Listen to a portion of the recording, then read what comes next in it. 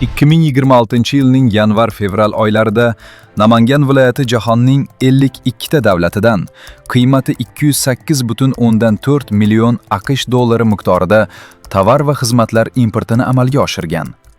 Import hajmi 2025-yilning mos davriga nisbatan 58,6% ga ko'paygan. Tovar va xizmatlar importi tarkibida mashinalar va transport asbob uskunalari 36,5%, sanoat mahsulotlari 14,5%, oziq-ovqat mahsulotlari va tirik hayvonlar 29,5%, kimyoviy vositalar 4,3%, mineral yoqilg'i, turli xil moylar 4,6%, boshqa turdagi tovar va xizmatlar 10,6% ni tashkil etgan.